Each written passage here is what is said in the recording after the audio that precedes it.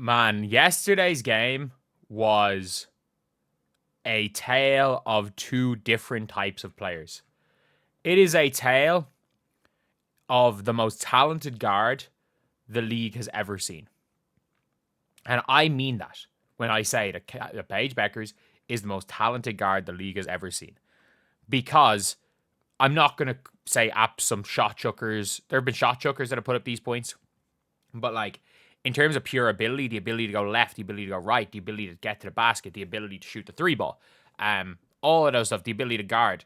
In terms of pure talent, nobody's close to Paige Bueckers.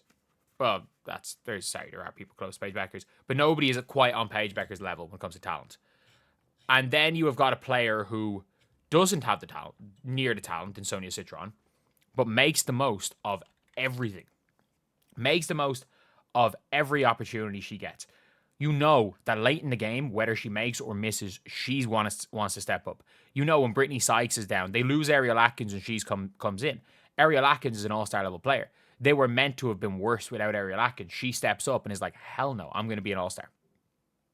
And I got to give Kiki Area fan a lot of credit too. Kiki's been exceptional. It's just, when we're talking purely about Rookie of the Year, they matched up against each other and Sonia is that bit ahead of Kiki. You've got Paige Bueckers fans out there saying efficiency doesn't matter. Complaining, oh, it doesn't really matter. Like, look at the teammates they have. Yes, let's look at the teammates they have. Let's look at the teammates. I'm going to be honest. Let's look at the teammates.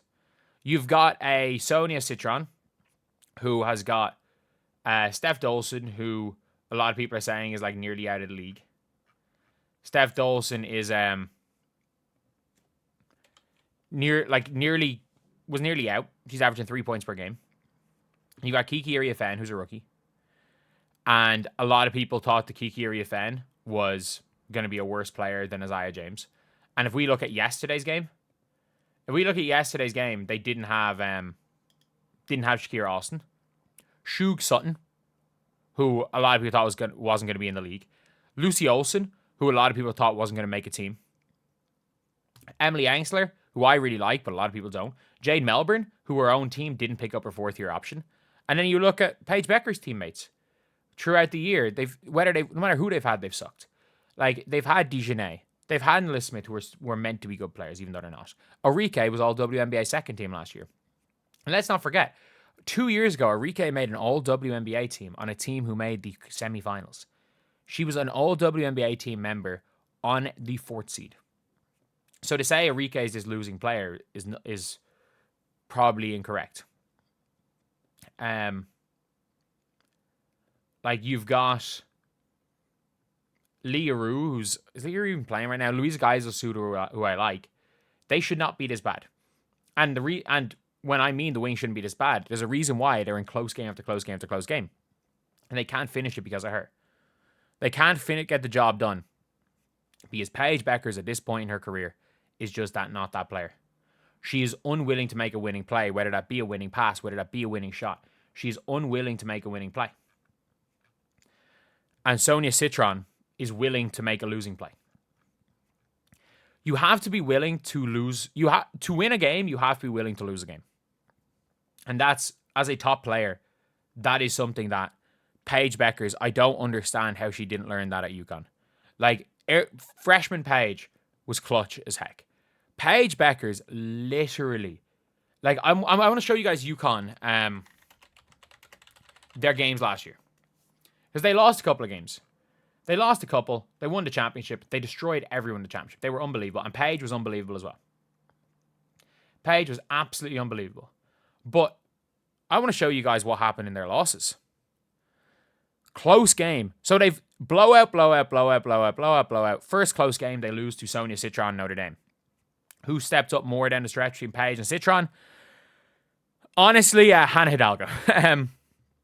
Blowout, lost to USC.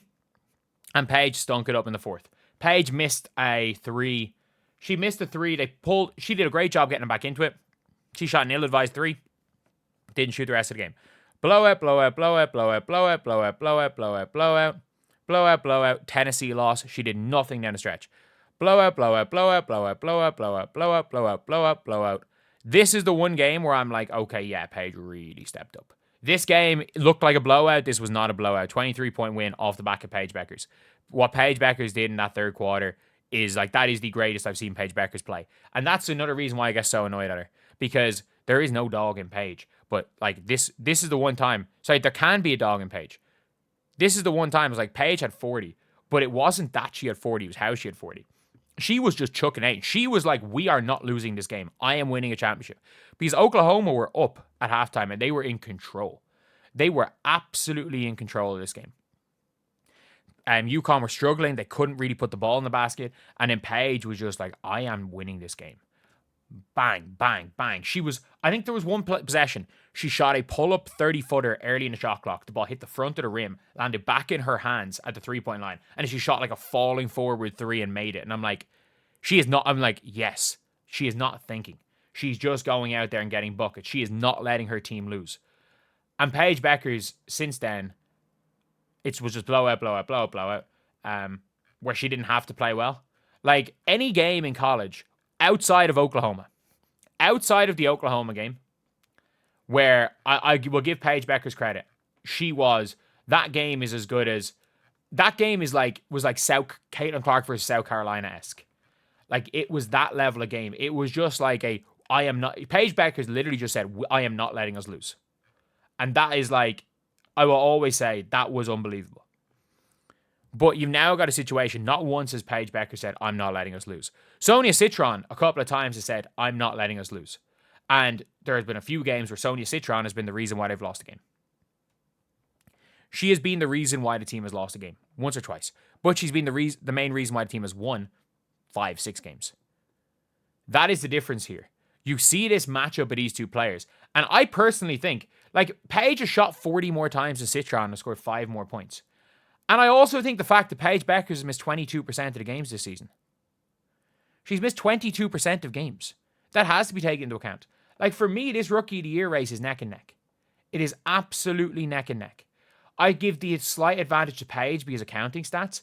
But, like, she's missed 6 games. Her team is much worse. Citron is arguably one of the 5 most clutch players in the entire league. And Citron's the better defender. She takes the better assignments and has got the better of Paige twice. Like, I think the Rookie of the Year race should be neck and neck, but it's going to be a fucking unanimous Paige Bueckers because everyone's scared to not vote for Paige. Like, it would be one thing if you flipped the team's records and Paige was slightly less efficient and her team was doing much better and Paige was much more clutch. This last game was a big thing. Sonia Citron scored 1 point in the first half, and Paige Bueckers fans at the end of the game are like, oh, if my GOAT only scored 1 point in the first half, you wouldn't, it's like, we never hear the end of it. And I'm like, I don't give a damn. I don't give a damn, like, that Paige, or that when a player scores. Sorry, I don't give a damn if a player scores 1 point in the first quarter, or the first half. We saw it with Caitlin Clark against, or Kelsey Mitchell against Vegas. Caitlin Clark against Connecticut. Caitlin Clark against LA last year. Heck, we've seen games where Angel Reese even versus the Vegas Aces last year was complete garbage till the fourth quarter. 2 offensive rebound putbacks for the win. To win a game. Like, if nothing else. Angel Reese has come up with huge plays in her career. If you want to talk about young players that have come up clutch, we're not going to be out here and say Angel Reese is not clutch. But one player that is clearly not clutch is Paige Bueckers. She is not clutch at all, and it's at the stage now where it has to be becoming an issue. It's becoming an issue that these other rookies are stepping up and winning games. And Paige Bueckers, through 3 quarters, Paige Bueckers is all WNBA first team if the game ended after 3 quarters. And I'm hearing Paige Bueckers being an all WNBA team. If you have Paige Bueckers, like, let's be real, there's going to be 4 guards to make all WNBA teams. If you have Paige Bueckers above any of Alicia Gray, Sabrina Ionescu, Kelsey Plum, or Kayla McBride, you don't know ball. You don't know ball. Like, they are the 4. If Paige makes all WNBA for any of them, and you never know, things might change. The Dallas Wings might start winning games. She might start playing in the fourth quarter, but I doubt it. I doubt it. I really doubt it.